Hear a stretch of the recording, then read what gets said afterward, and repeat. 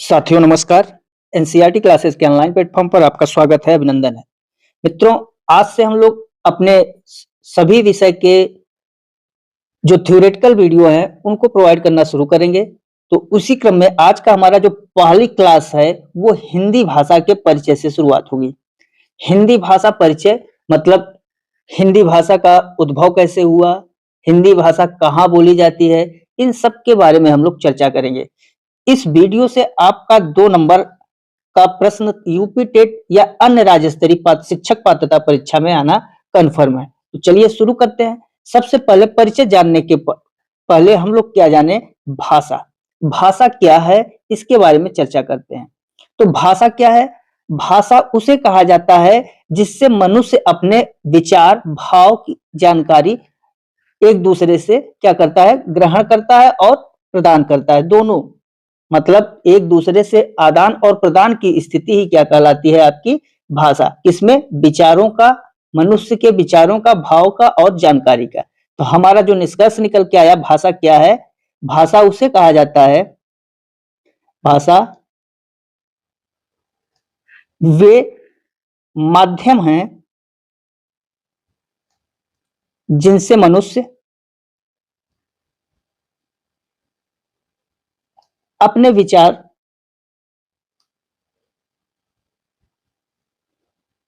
का आदान प्रदान करता है, आदान प्रदान करता है। समझ में आया? भाषा वे माध्यम है जिनसे मनुष्य अपने विचारों का आदान प्रदान करता है। तो ये आपकी हुई क्या, भाषा। यहाँ पर हेडिंग लिखा हुआ है हिंदी भाषा का परिचय। तो हम लोग समझेंगे हिंदी भाषा की शुरुआत कहाँ से हुई। देखिए, अगर हम लोग सही मामले में जाने तो सभी भाषाओं की जननी कौन है? सभी भाषाओं की जननी आपकी संस्कृत मानी जाती है। सभी भाषाओं की जननी क्या है? संस्कृत भाषा।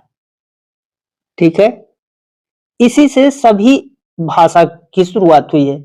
आदिकाल में जो संस्कृत भाषा थी वही जो है सब भाषाओं की जननी मानी जाती है।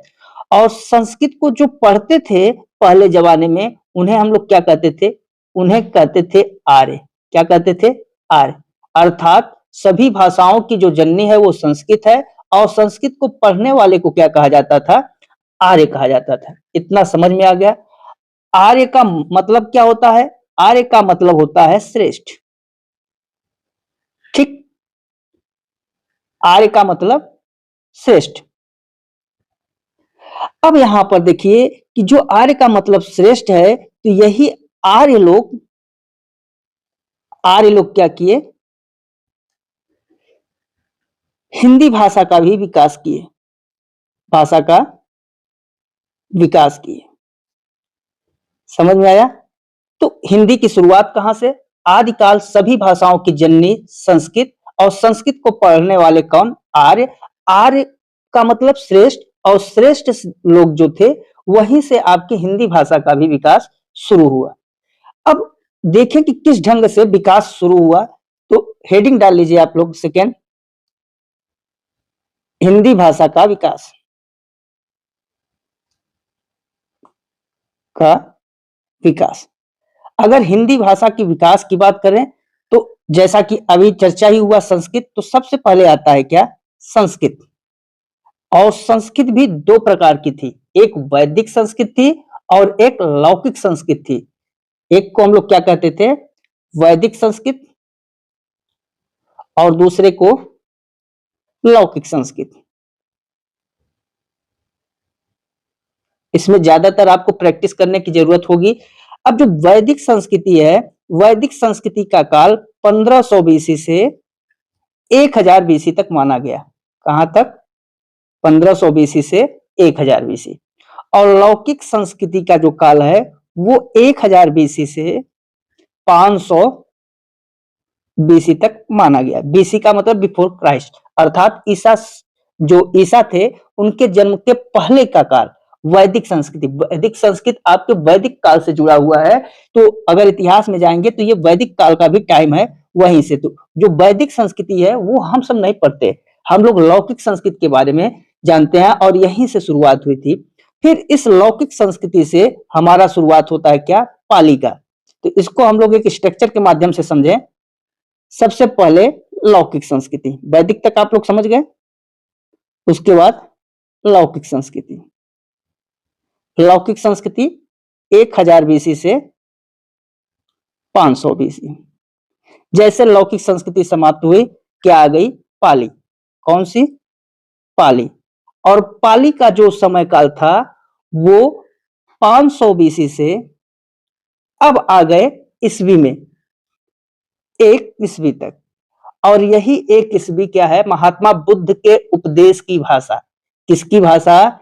इसी समय महात्मा बुद्ध ने उपदेश दिया था, उनकी भाषा क्या है? पाली भाषा है। महात्मा बुद्ध के उपदेश की भाषा कहलाती है क्या? आपकी पाली। के उपदेश की भाषा। क्योंकि महात्मा बुद्ध 500 बीसी के बाद उन्होंने उपदेश दिया था, और उपदेश को जो दिया था वो किस भाषा में दिया था? पाली भाषा में दिया गया था। तो यहां पर स्टार बना लीजिए, यहां से प्रश्न पूछा जाता है कि बुद्ध की कौन सी भाषा थी। ठीक है, पाली के बाद आती है कौन सी भाषा? आपकी प्राकृत। और ये प्राकृत जो भाषा है, प्राकृत भाषा आपकी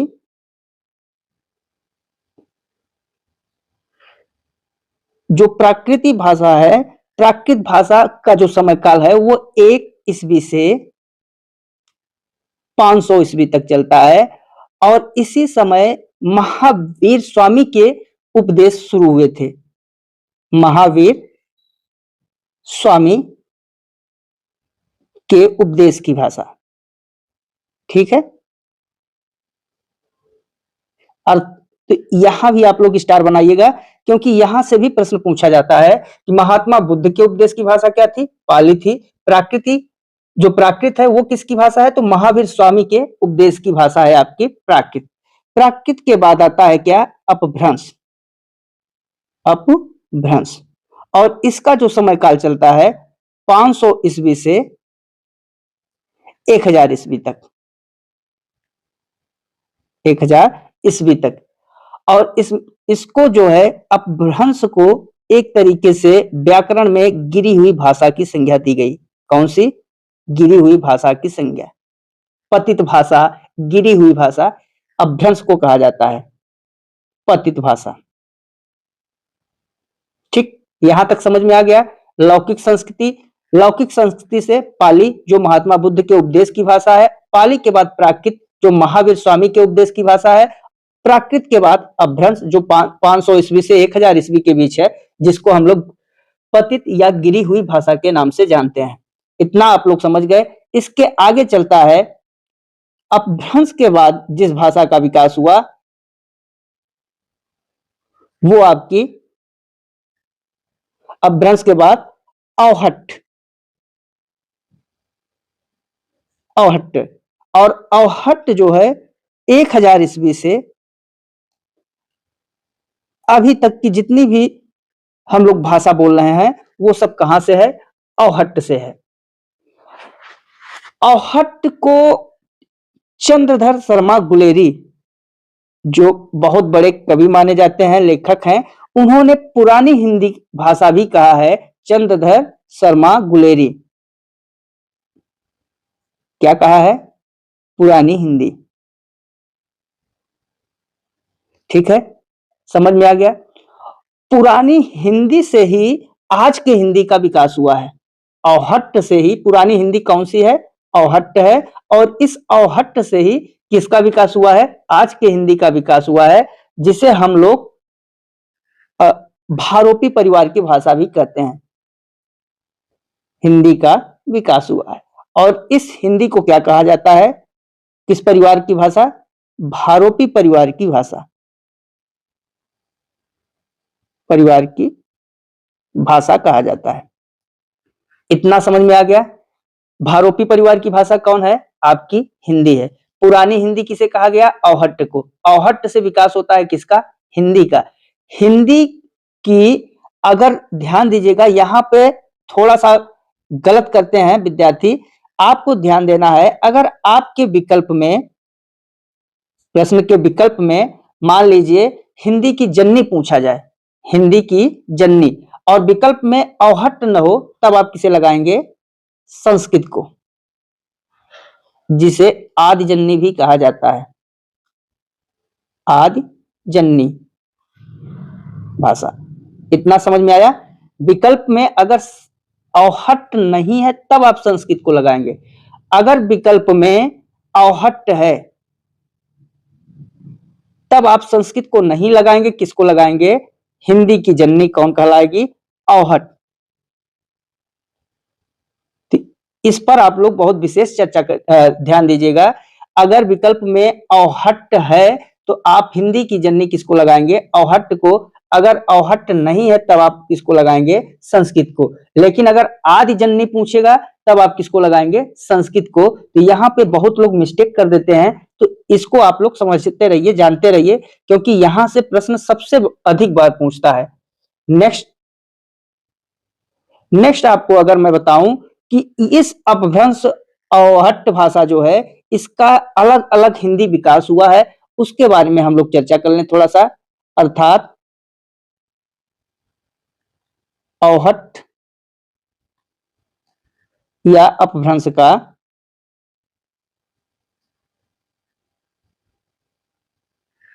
औहट्ट, यहां पर लिख दें अपभ्रंश। अपभ्रंश ही है, हिंदी की अपभ्रंश भाषा कौन सी है? औहट्ट के अलग अलग रूपों का विकास, अलग अलग रूपों का विकास। और वो विकास किस क्रम में हुआ है, हम लोग उस पर चर्चा करते हैं। तो विकास आपका हुआ है 6 क्षेत्रों में हुआ है, जिसको हम लोग कहते हैं क्या? पहला, सौरसेनी अपभ्रंश। क्या कहते हैं? सौरसेनी अपभ्रंश। सेकंड आपका है मागधी। थर्ड है अर्धमागधी। फोर्थ है आपका हास अपभ्रंश।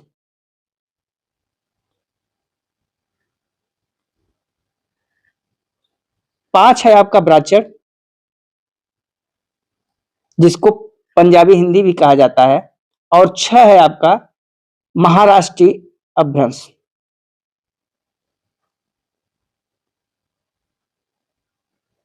अब देखिए, जो सौरसेनी अपभ्रंश है, सौरसेनी अपभ्रंश कहां यूज होती है? तो ये पश्चिमी हिंदी बोली जो होती है, वहां पे कौन सा अपभ्रंश होता है? पश्चिमी हिंदी। कौन सा अपभ्रंश होगा? सौरसेनी अपभ्रंश होगा। जब पश्चिमी हिंदी की बात आएगी तो आप लोग आंख बंद करके क्या लगाएंगे? सौरसेनी। मागधी, अगर मागधी की बात करें तो जो बिहारी हिंदी है वो आपका मागधी के अंतर्गत आता है। अर्धमागधी, ये पूर्वी हिंदी आपकी अर्धमागधी के अंतर्गत आती है। हास अपभ्रंश के अंतर्गत आती है पहाड़ी हिंदी।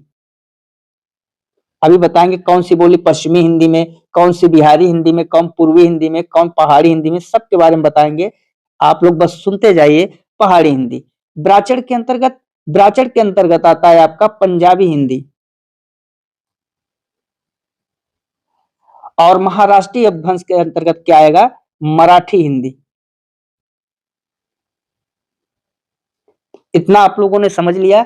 अपभ्रंश के अलग अलग रूपों का विकास कैसे हुआ है? 6 रूपों में हुआ है। सौरसेनी अपभ्रंश, जो पश्चिमी हिंदी, पश्चिमी भाषा की जो बोलियां हैं वहां सौरसेनी अपभ्रंश। मागधी अपभ्रंश बिहारी हिंदी। अर्धमागधी अपभ्रंश जो है पूर्वी हिंदी। हास अपभ्रंश पहाड़ी। ब्राचर के अंतर्गत आपकी पंजाबी हिंदी आती है। और महाराष्ट्रीय अपभ्रंश के अंतर्गत कौन सी आएगी? मराठी हिंदी आएगी। इतना आप लोगों ने समझ लिया। चलिए अब देखते हैं हम लोग पश्चिमी हिंदी में कौन कौन सी बोलियां आती हैं। बिहारी हिंदी में, पूर्वी हिंदी में, पहाड़ी हिंदी में। मेन प्रश्न आपका इनके बोलियों से पूछता है कि पश्चिमी हिंदी के अंतर्गत कौन कौन सी बोलियां आती हैं, फिर बिहारी हिंदी के अंतर्गत। तो इनको आप लोगों को सबसे ज्यादा रखना है, सबसे ज्यादा इंपॉर्टेंट वही हो जाएंगे कि कौन सी बोलियां किस अपभ्रंश के अंतर्गत और किस हिंदी के तहत आती है। चलिए हेडिंग डालिए, नेक्स्ट पश्चिमी हिंदी। तो हेडिंग आपकी क्या हुई? पहली पश्चिमी हिंदी। अब देखिए पश्चिमी हिंदी में कौन कौन सी भाषा आती है, हम लोग मुख्य बोलियां देखें जो पश्चिमी हिंदी के अंतर्गत आती हैं। तो आपकी आती है ब्रज भाषा। जो ब्रज भाषा है वो किसके अंतर्गत आएगी? पश्चिमी हिंदी के अंतर्गत। खड़ी बोली आपकी किसके अंतर्गत आएगी? पश्चिमी हिंदी के अंतर्गत। ब्रज भाषा हो गया, खड़ी बोली हो गया, हरियाणवी भाषा जो होती है, हरियाणवी बोली, जो हरियाणवी बोली है, ये आपकी किसके अंतर्गत? पश्चिमी हिंदी के अंतर्गत। कन्नौज जी किसके अंतर्गत?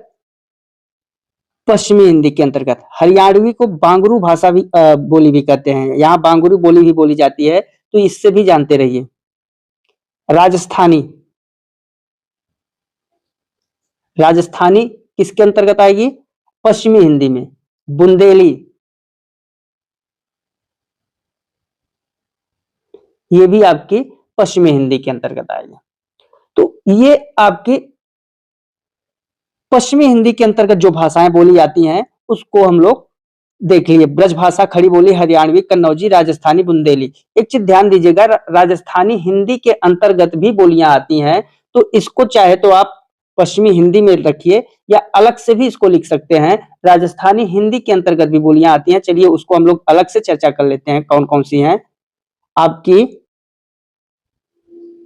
हेडिंग डालिए, राजस्थानी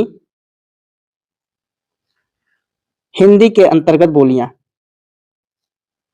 अंतर्गत बोलियां कौन कौन सी हैं? आपकी जो मारवाड़ी है, जयपुरी है, ये सब भाषा आती हैं। मारवाड़ी,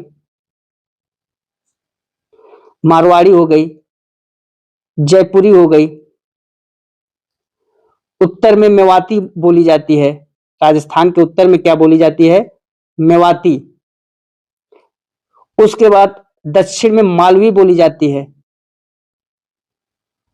दक्षिण में मालवी बोली बोली जाती है। जयपुरी पूर्व में बोली जाती है। जयपुरी, जिसको हम लोग ढूंढारी भी कहते हैं। उसके बाद जो मारवाड़ी है, मारवाड़ी आपके पश्चिम में, ठीक है। तो उत्तर, दक्षिण, पूर्व और पश्चिम, चारों तरफ की हम लोगों ने बात कर लिया। ये आपके राजस्थानी हिंदी भाषा के अंतर्गत बोली जाती हैं जो बोलियां, उनकी हम लोगों ने चर्चा की। जयपुरी भाषा कहाँ की है? जयपुरी आपकी पूर्व में है, इसको पूर्व में भी लिख सके, यहाँ पे हमने लिख दिया है, तो ये पूर्व में है, ठीक है। नेक्स्ट, बिहारी हिंदी के अंतर्गत बोली जाने वाली बोलियां। अब बिहारी हिंदी में कौन कौन सा है? अभी बिहारी हिंदी की बात हुई ना, बिहारी हिंदी किसके अंतर्गत आएगी? बिहारी हिंदी आपकी आती है मागधी के अंतर्गत ना, तो वो आपको समझना है।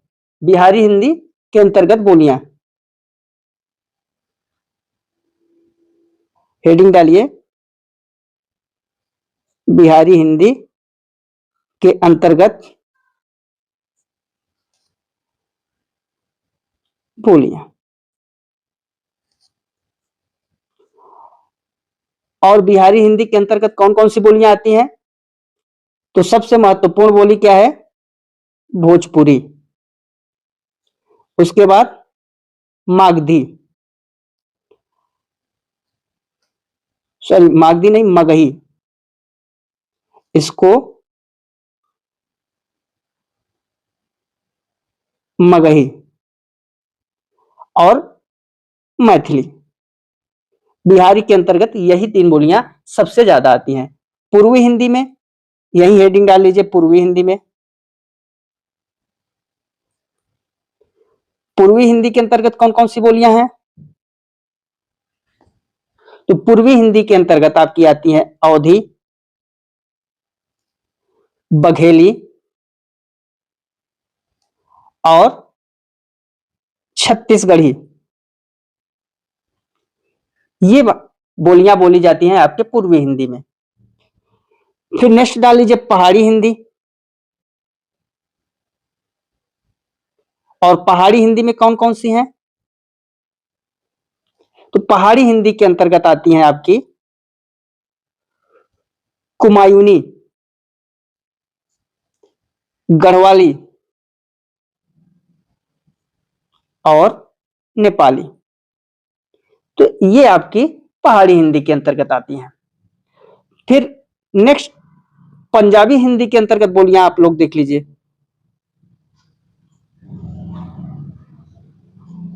पंजाबी हिंदी में कौन कौन सी आती हैं? पंजाबी में आपकी आती है सिंधी,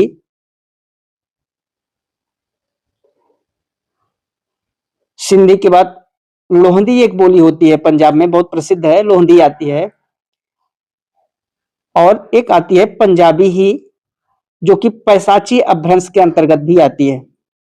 ठीक है, तो ये पंजाबी हिंदी की हो गई। नेक्स्ट मराठी हिंदी के अंतर्गत,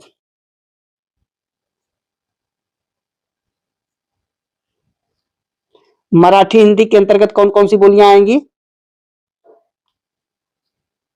तो जो महाराष्ट्र के अंतर्गत आती हैं, केवल एक ही है महाराष्ट्रीय अपभ्रंश। तो आप लोगों ने देखा जैसे कि पूरी जितने हम लोगों ने चर्चा किया था, क्या अपभ्रंश की, सौरसेनी, मागधी, मागधी के अंतर्गत जैसे बिहारी हो गई, पूर्वी हिंदी आपकी अर्ध मागधी के अंतर्गत, फिर पहाड़ी हिंदी, पंजाबी हिंदी, मराठी हिंदी। तो वैसे ही हम लोगों ने आगे इनसे रिलेटेड बोलियां जो है पश्चिमी हिंदी के अंतर्गत, ये सभी बोलियां आती हैं आपकी किसके अंतर्गत? पश्चिमी हिंदी के अंतर्गत। फिर राजस्थानी हिंदी के अंतर्गत, बिहारी हिंदी के अंतर्गत कौन कौन सी बोलियां हैं? भोजपुरी, मगही, मैथिली। पूर्वी हिंदी में अवधी, बघेली, छत्तीसगढ़ी। पहाड़ी हिंदी में कुमायूनी, गढ़वाली, नेपाली। और पंजाबी हिंदी में आपकी सिंधी, लोधी, पंजाबी, पैसाची। तो ये कुछ महत्वपूर्ण बोलियां हैं। तो मित्रों आज इतना ही। आगे इसके बाद हम लोग चर्चा करेंगे ब्रजभाषा का क्षेत्र, खड़ी बोली का क्षेत्र, अवधी बोली का क्षेत्र, इन सब के बारे में चर्चा करेंगे। फिर हिंदी भाषा का संविधान में क्या स्थान है उसके बारे में चर्चा करेंगे। तो नेक्स्ट वीडियो में इन सब पर चर्चा होगी। तो आज बस इतना ही। सभी लोग अच्छे से मेहनत से पढ़ाई करिए। 120 प्लस टारगेट के साथ हम लोग बैच लॉन्च किए हैं, तो इसमें अच्छे से मेहनत करिए। चैनल को सब्सक्राइब करना न भूले, ज्यादा से ज्यादा वीडियो को शेयर करिए, लाइक करिए, कमेंट करिए। तो बस इतना ही, मिलते हैं अगले वीडियो में। तब तक के लिए नमस्कार, जय हिंद, जय भारत, वंदे मातरम।